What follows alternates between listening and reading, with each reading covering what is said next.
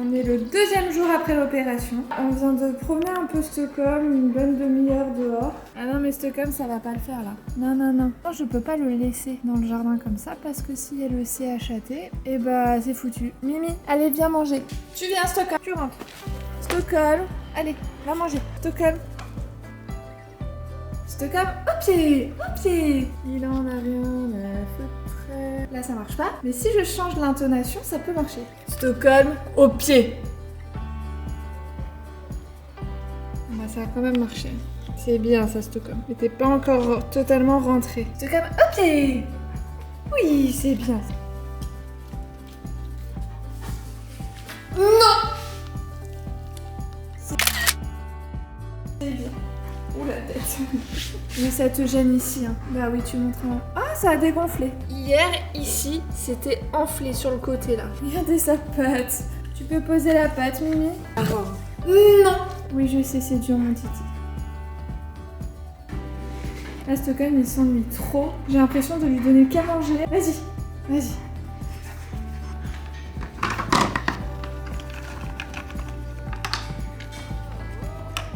Il rafle tout mais hyper vite, il est trop fort mon chien. Non mais c'est pas possible, il a démonté le truc. Normalement ça là c'est une sécurité en fait. Tu visses sur le cylindre, il a réussi à l'enlever. Comment t'as fait ça Stockholm? Ça me fait tellement de peine, je comprends pas pourquoi il peut pas sortir.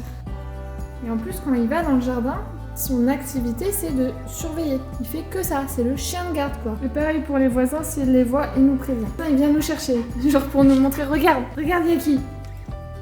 Mais non. Y'a personne. Regarde, y'a qui?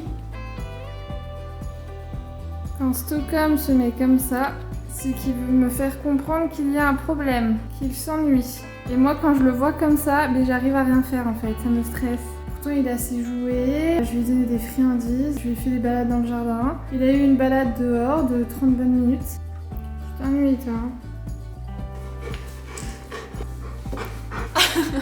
Oh, je vais prendre la place là. Aujourd'hui c'est le 3e jour après l'opération. Et Stockholm, il va super bien. Ah oui, là je lui ai mis de la collerette parce que j'ai été me doucher.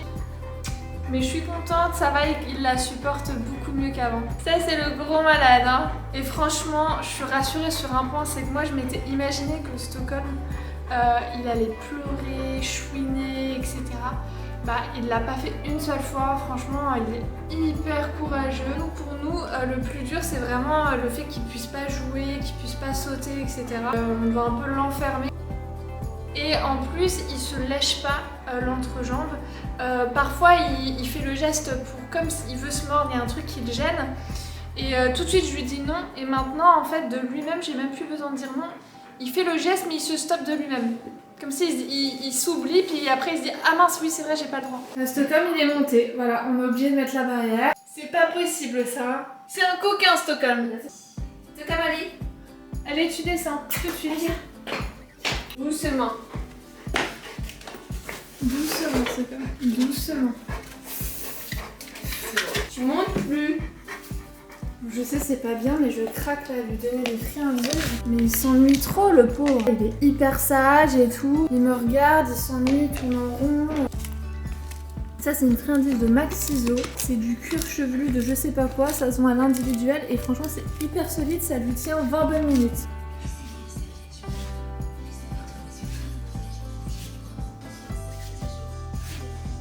Tu veux qu'on enlève le drap? C'est ça que tu veux dire à maman? Montre à maman ce que tu fais.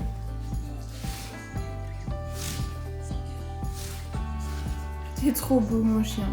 T'es trop beau mon fils. On dirait une fille. J'ai une tête de fille. Regardez sur quoi je tombe. Il se peut qu'il n'ait pas faim ou qu'il ait la nausée en raison d'un problème de santé sous-jacent type pancréatite. Et maintenant j'ai peur que Stockholm ait une pancréatique. Là en tout cas, ça y est, il attaque.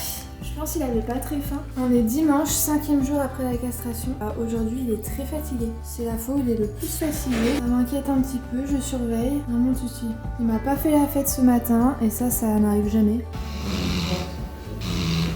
Alors aujourd'hui, ça fait une semaine tout pile. Ça fait une semaine Il est en pleine forme, mon loulou. Je suis hyper fière de lui. Malgré qu'il n'ait pas beaucoup de sorties, il est hyper sage. On voit qu'il comprend pourquoi il peut pas. Là, je l'ai quand même sorti 20 bonnes minutes. Il était tout foufou, tout excité. Mais je suis hyper fière de lui. Franchement, un amour.